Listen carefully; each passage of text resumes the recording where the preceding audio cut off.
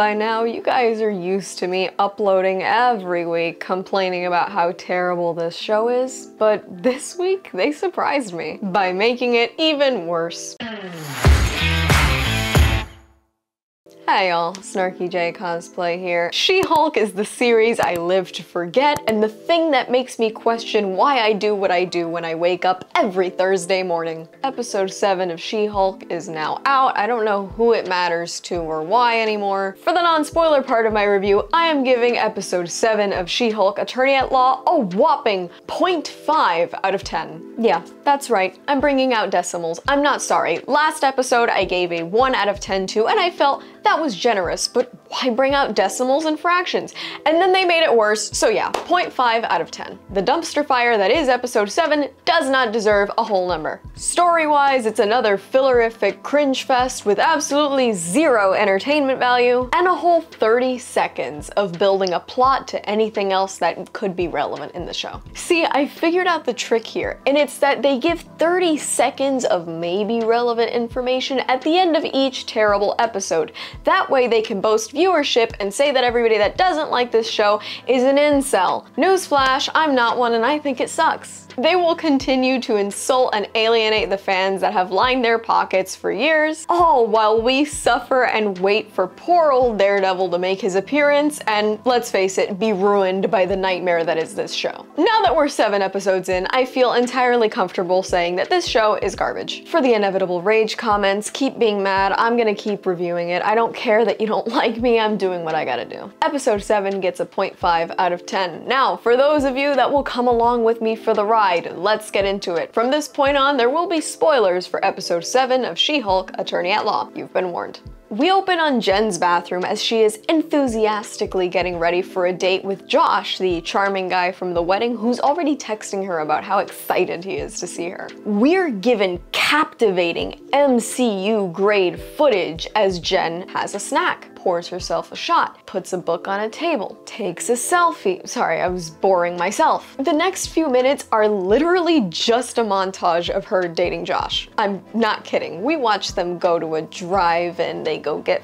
food at a food truck. They exchange silly, flirtatious little text messages while she should be working at a law office. It's all super adorable. We're also audience to 3 different awkward goodnights at Jen's door. The third one results in him getting invited in for some fun. The next morning, which we're told is Friday, Jen wakes up alone but giddy and sends Josh a text message about how much fun that was and how she can't stop smiling. This text goes unanswered. At the office, Nikki is trying to get Jen excited about having been nominated for Female Lawyer of the Year, but Jen isn't really sharing her enthusiasm. At first, Nikki assumes that Jen is upset about all that content they discovered on the website for hating man babies, Intelligentsia, from last week's episode.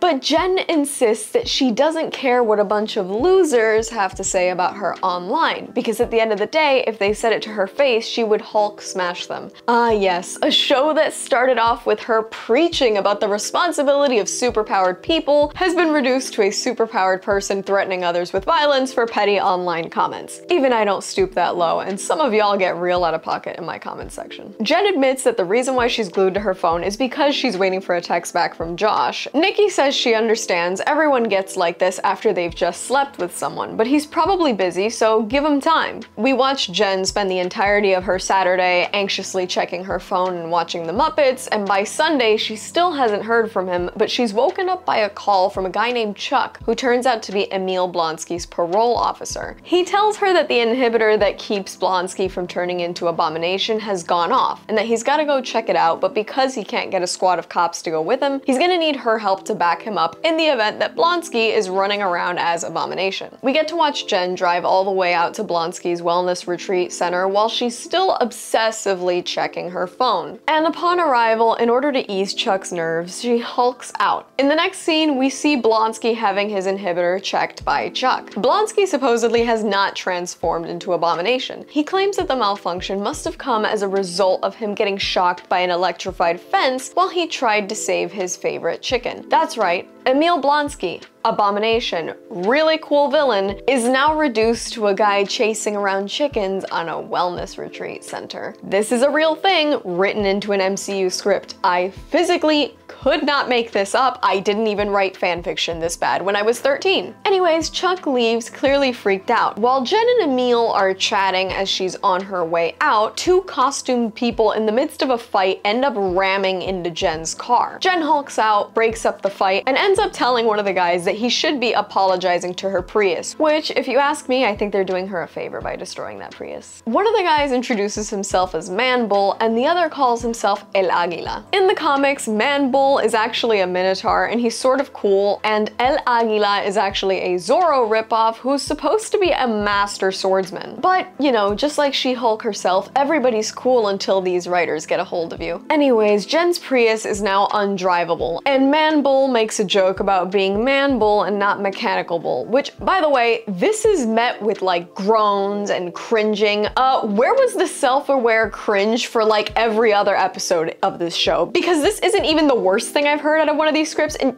you know what, honestly, forget it. It's not worth it. It's not worth it. Jen is conveniently stranded at this wellness retreat with no cell service for the day, and she starts to wander the grounds aimlessly until she comes across the one spot in the whole retreat that has one bar of service. And it's some sort of meeting building where Blonsky is sitting and talking with El Águila, Man Bull, and two others. Saracen, who apparently believes he's a vampire and seems to be loosely based on an ancient vampire from the Blade comics, and Porcupine, who in the comics is basically just some low-level crook, so his appearance here, like the rest of the show, really isn't all that exciting. The entire conversation that takes place here is kind of inane and not really noteworthy at all. El Águila is made into a stereotype of the Spanish people, but nobody's gonna care about that, and he and Man Bull are like super codependent of each other. It's not cute, it's not funny, and honestly it just made me wish that the show was over. In the midst of this, another character enters, and Jen breaks the fourth wall to remind us who he is with a flashback. His name is Wrecker, and he's the leader of the Wrecking Crew who attacked her like several episodes ago just outside her apartment. And thank goodness they reminded us, because this show is so not worth remembering that even I was confused as to who this guy was. Jen assaults Wrecker, and eventually the two decide to talk about their issues. Wrecker apologizes. He says he doesn't want to act like a supervillain anymore, and he's given up his magic crowbar. Here's where the conversation takes a turn, and they start digging at Jen for being glued to her phone. She once again comes clean about desperately waiting for this text from Josh, and admits that her last text was asking if he was okay, and they continue to chastise her and tell her that she's probably being ghosted. Yeah, again, this is a real show in the MCU, a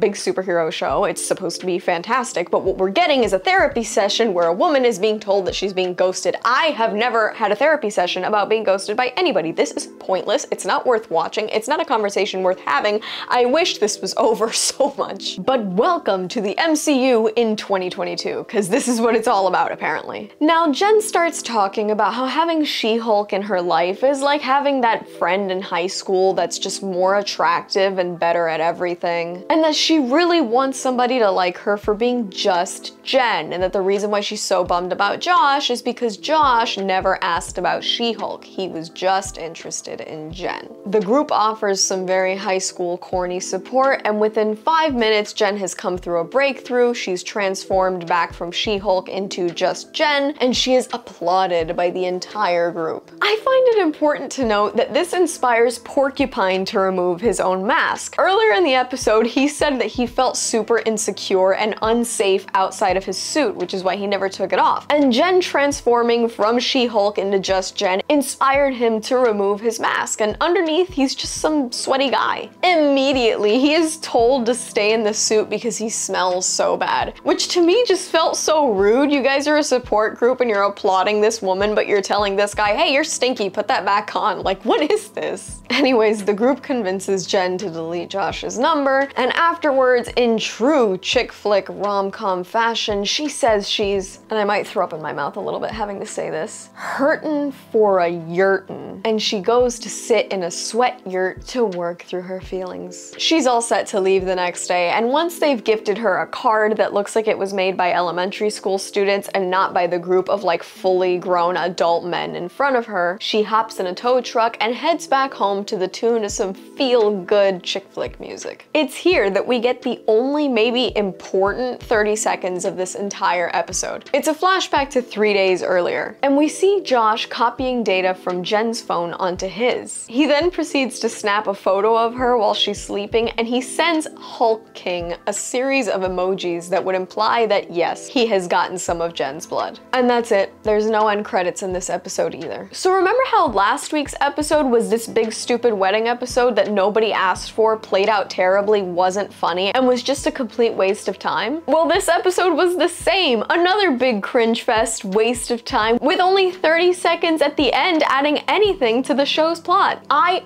bet if somebody compiled every minute of this show that actually feels like it's pushing along a real plot worth watching, you might end up with like a 5-minute show, and they literally have 7 episodes of this crap out already. And you know what? I hope somebody does it, because the great thing about Marvel is that they've built an ecosystem where every single little release that comes out is connected to some bigger picture, which means that if you want to know everything about everything for the next big blockbuster release, you're gonna have to watch She-Hulk. And if you don't hate yourself and you don't do reviews for a living, I really wouldn't want to see you suffer through this. Like I said, I really can't give this more than a 0.5 out of 10. I don't have it in me to be put together anymore. I'm getting progressively more unhinged as I review these. I'm losing it. I don't have it in me to have like camera presence anymore. This show is driving me up the wall. That's all for me. I've been Snarky J. Thank you so much for watching my review of this train wreck. Please don't forget to like and subscribe, and let me know your thoughts on episode 7 of She-Hulk,